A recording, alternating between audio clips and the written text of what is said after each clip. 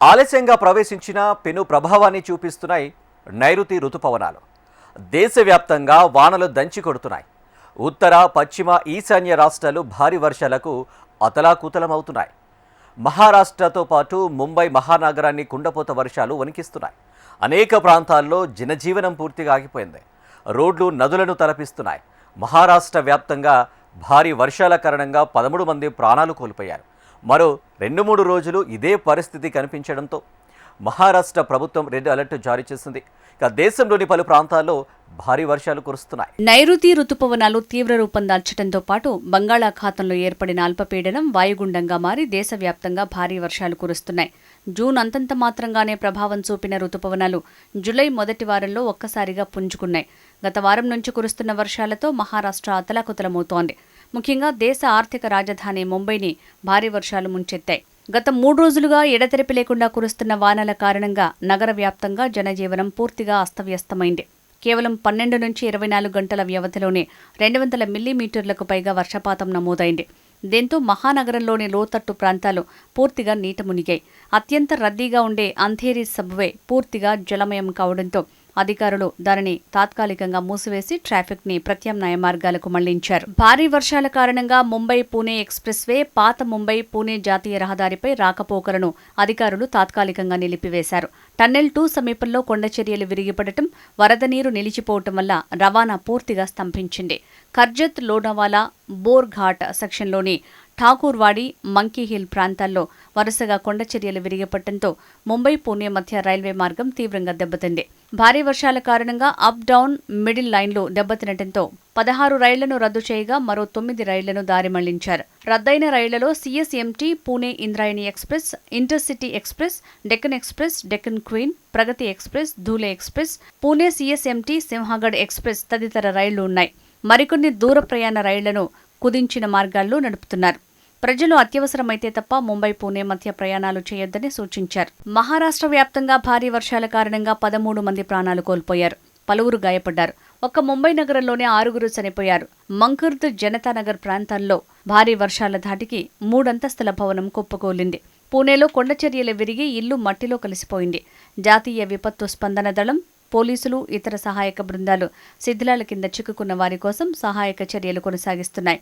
ప్రముఖ వ్యాపారవేత్త ముఖేష్ అంబానీ కాన్వాయ్కి పెను ప్రమాదం తప్పింది. ముంబై పశ్చిమ శివారులోని బంద్రా ప్రాంతంలో ఒక భారీ చెట్టు అంబానీ కాన్వాయ్ ముందే కూలిపోయింది. దీంతో అందులోని వారికి పెను ప్రమాదం తప్పింది. చెట్టు కూలడంతో కాసేపు ట్రాఫిక్ జామ్ ఏర్పడింది. అయితే అధికారులు సదరు చెట్టును తొలగించి ట్రాఫిక్ ని క్లియర్ చేశారు. రానున్న గంటల్లో కూడా ముంబైలో భారీ నుంచి అతి భారీ వర్షాలు కురిసే అవకాశం ఉందని వాతావరణ శాఖ హెచ్చరించింది. ముంబై, థానే, పాల్ఘర్, రాయగఢ్ జిల్లాలకు రెడ్ అలర్ట్ హెచ్చరికలు జారీ చేసింది. దీంతో పరిస్థితిని ఎదుర్కొనేందుకు విపత్తు నిర్వహణ బృందాలు, ఎన్డీఆర్ఎఫ్ సిబ్బందిని రాష్ట్ర ప్రభుత్వం అప్రమత్తం చేసింది. సుమారు 15,000 మంది సిబ్బంది సహాయక చర్యల కోసం సిద్ధమవుతున్నారు. లోతట్టు ప్రాంతాల్లో వరదలు, చెట్లు కూలిపోవటం, విద్యుత్ సరఫరాలో అంతరాయం వంటి పరిస్థితులు తలెత్తే ప్రమాదం ఉందని ప్రభుత్వం హెచ్చరించింది. సముద్రపు అలలు 4.19 మీటర్ల ఎత్తున ఎగిసిపడే అవకాశం ఉందని పేర్కొంది. అందుకే తీర ప్రాంత ప్రజలు అప్రమత్తంగా ఉండాలని సూచించింది. ఈ నేపథ్యంలో ప్రజల కోసం 1916 హెల్ప్ లైన్ నంబర్ని బీఎంసీ అధికారులు ఏర్పాటు చేశారు. ఇప్పటికే జల దిగ్బంధంలో చిక్కుకున్న ప్రజల్ని అధికారులు సురక్షిత ప్రాంతాలకు తరలించే ప్రయత్నాలు చేస్తున్నారు. భారీ వర్షాల కారణంగా ఏర్పడ్డ పరిస్థితులను సమీక్షించేందుకు మహారాష్ట్ర ముఖ్యమంత్రి దేవేంద్ర ఫడ్నవీస్ విపత్తు నిర్వహణ శాఖ అధికారులతో ఉన్నత స్థాయి సమావేశం నిర్వహించారని వివరించారు. ప్రకృతి వైపరీత్యాన్ని రాజకీయం చేయొద్దని, దానికి బదులుగా సహాయక, రెస్క్యూ ఆపరేషన్లలో ప్రభుత్వానికి సహకరించాలని ఆయన అన్ని రాజకీయ పార్టీలకు, నాయకులకు విజ్ఞప్తి చేశారు. బృహన్ ముంబై మున్సిపల్ కార్పొరేషన్ అన్ని ప్రభుత్వ, ప్రైవేటు మున్సిపల్ స్కూళ్లు, కళాశాలలు మూసివేసింది. థానే, పాల్ఘర్ జిల్లాల్లో కూడా స్కూళ్లు, కాలేజీలకు సెలవు ప్రకటించారు. భారీ వర్షాల కారణంగా ముంబై అంతర్జాతీయ విమానాశ్రయం నుంచి బయలుదేరాల్సిన విమానాలు ఆలస్యంగా నడుస్తున్నాయి. దీంతో ప్రయాణికులు తీవ్ర ఇబ్బందులు ఎదుర్కొంటున్నారు. మరోవైపు రాబోయే 15 రోజుల పాటు దేశవ్యాప్తంగా ఇదే విధమైన భారీ వర్షాలు కొనసాగుతాయని వాతావరణ శాఖ హెచ్చరించింది. ఉత్తర భారతదేశంలో నైరుతి రుతుపవనాలు వేగంగా విస్తరించడంతో భారత వాతావరణ శాఖ రాబోయే వారం రోజుల పాటు దేశ రాజధాని ఢిల్లీతో సహా పలు ఉత్తర రాష్ట్రాలకు భారీ వర్ష సూచన జారీ చేసింది. దేశ రాజధాని ఢిల్లీలో పలు ప్రాంతాల్లో ఉరుములు, బలమైన ఈదురు గాలులతో కూడిన భారీ వర్షం కురిసింది. ముఖ్యంగా ఛత్తర్పూర్లో 49 మిల్లీమీటర్లు, గురుగ్రామ్లో 35 మిల్లీమీటర్లు, మెహ్రౌలీలో 18 మిల్లీమీటర్ల మేర వర్షపాతం నమోదైంది. ఢిల్లీ ఎన్సీఆర్ పరిసర ప్రాంతాల్లో భారీ వర్షం కురవడంతో పాటు విమాన సర్వీసులను జైపూర్, లఖనవూలకు మళ్లించారు. సౌరాష్ట్ర, దక్షిణ గుజరాత్ ప్రాంతాలలో ప్రమాదకర వర్షాలు కురుస్తూ లోతట్టు ప్రాంతాలు జల దిగ్బంధనంలో చిక్కుకున్నాయి.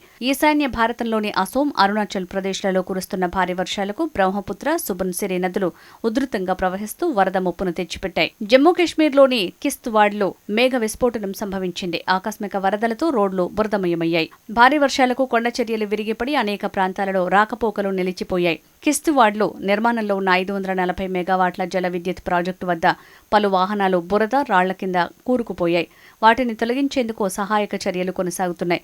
భారీ వర్షాలు కురుస్తుండటం వల్ల ప్రాజెక్టు సైట్కు వెళ్లే రహదారిపై భారీ పరిమాణంలో కొండ చర్యలు విరిగిపడ్డాయని అధికారులు పేర్కొన్నారు. వాహనాలు, మిల్లులు, ఇతర యంత్రాలు బురద కింద కూరుకుపోయాయన్నారు. దాన్ని తొలగించి వాహనాలను బయటికి తీసేందుకు భారీ యంత్రాలతో రెస్క్యూ ఆపరేషన్ ప్రారంభించినట్టు తెలిపారు.